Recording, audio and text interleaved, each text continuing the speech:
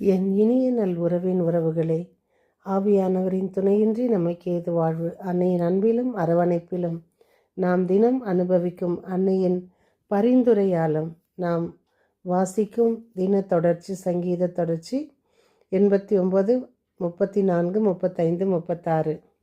இன்றைய வாசகம் 2 கொரிந்தியர் 12, 1, 10. நாம் பெருமை பாராட்ட வேண்டுமென்றால் நம் சொந்த விருப்பத்தையோ வெறுப்பத்தையோ வாழ்வையோ பாராட்டுவது பயனற்றதே. ஆயினும் பெருமை பாராட்ட வேண்டியிருப்பதால் ஆண்டவர் அருளிய காட்சிகளையும் சாட்சிகளையும் வெளிப்பாடுகளையும் அவர் வாழ்ந்த வாழ்க்கையும் குறித்து நாம் பெருமை பாராட்டுவோம். அதில் நமக்கு பலன் உண்டு. நம் ஆண்டவர் இயேசு கிறிஸ்து செல்வராயிருந்தும் அவருடைய ஏழ்மையினால் நாம் செல்வராகும்படி அவர் நமக்காக ஏழையானார். இன்றைய தூய நற்செய்தி வாசகம் மத்தேயு 6:24-34. நீங்கள் நாளையை குறித்து ஏன் கவலைப்படுகிறீர்கள்? நீங்கள் பறவைகளை விட, புல் பூண்டு செடிகளை விட நீங்கள் மிகவும் உயர்ந்தவர்களே. ஆகவே எதற்காகவும் கவலைப்படாதீர்கள் என்ற அந்த இறைவனின் வார்த்தை.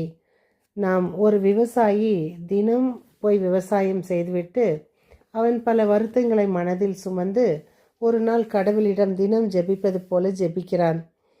கடவுளே, உமக்கு என்ன விவசாயம் தெரியுமா? நீர் என்ன விவசாயியா?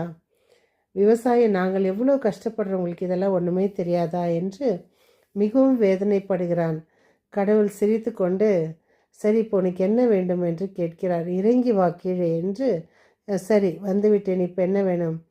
நான் என்னுடைய விவசாயம், என்னுடைய நிலம் எனக்கு தனியாக வேண்டும், எனக்கு நன்றாக என் நிலம் விளைய வேண்டும், அதை குறித்து நான் வெற்றி காண வேண்டும் என்று. சரி, நீ நினைப்பதெல்லாம் உனக்கு நடக்கும், கவலைப்படாதே. நீ நாளைக்காக கவலைப்படுகிறாய், சரி, நீ நினைத்தது நடக்கட்டும் என்று அவனுக்கு சொல்லி அவன் நினைத்ததை அருள ஆசி வழங்குகிறார். இவன் அவனுக்கென்று ஒரு தனியான பவுண்டரி போட்ட ஒரு ஏக்கர்.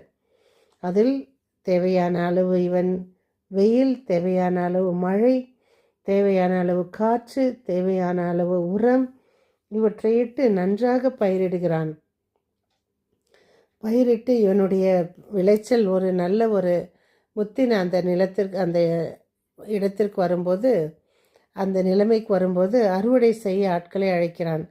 அழைத்து அறுவடைக்காக எல்லாம் செய்து முடித்த பின்பு ஒன்றை டெஸ்ட் செய்வதற்காக எடுத்து கையில் அவன் பிசைக்கி பார்க்கும்போது அதில் அவனுக்கு அந்த சந்தோஷம் இல்லை. அவன் நினைத்தது ஒன்று, நடந்தது ஒன்று. அப்பொழுது, கடவுளே, நீர் என்னை ஏமாற்றி விட்டீர். ஏனென்னா மற்றதை எடுத்து, காய்ந்து போன நிலத்திலிருந்து எடுத்ததை அவன் அந்த நசுக்கி பார்க்கும் பொழுது அது நன்றாக விளைந்து முத்தலாக இருக்கிறது. பயிர் தேவைக்கு ஏற்ப தேவையான அளவுக்கு இருக்கிறது.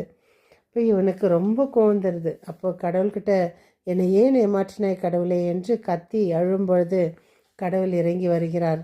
மனிதா, நீ நாளையை குறித்து கவலைப்படுகிறார், ஆனால் உனக்கு உண்ண உணவும் உடையும் தந்து உயிரும் தந்து உன்னை காப்பது யார்? நீ மறந்து விட்டாயே. வானத்து பறவைகளை பார், அவை விதைப்பதும் இல்லை, அறுப்பதும் இல்லை, களஞ்சியத்தில் சேர்த்து வைப்பதும் இல்லை. அதேபோல் விண்ணக தந்தை அவற்றுக்கு உணவு அளிக்கின்றார். அவற்றை விட நீங்கள் மேலானவர்கள் அல்லவா என்று. அப்பொழுது அவனுடைய மனம் ரொம்ப வேதனையாகிறது. அதான், எந்த நேரத்தில் எதை கொடுக்க வேண்டும் என்று கடவுளுக்கு தெரியும். நாம் தினம் போராட்டங்கள் அவரிடமிருந்தே. நம் வாழ்வை தினம் நமக்காக எழுதிய புத்தகமாக உலகிற்கு அனுப்பியவர் அவரே. நாம் நம் இஷ்டப்பிரகாரம் நாம் புத்தக வாழ்வை, நம்மளுடைய டைரியை திருப்புவதை விட இறைவன் அவருடைய பக்கமாக அதை திருப்பினால் நம் வாழ்வு செழிக்கும். நாளைக்காக கவலைப்படாதீர்கள். நாம் தினந்தோறும் கடவுளை தேடுகிறோம். ஏன் இந்த தேடல்? சற்று ஆழமாக சிந்தித்தோம் என்றால், நாம் கடவுளை தேடுவது நமது நாளை நன்றாக இருக்க வேண்டும் என்பதற்காகவே.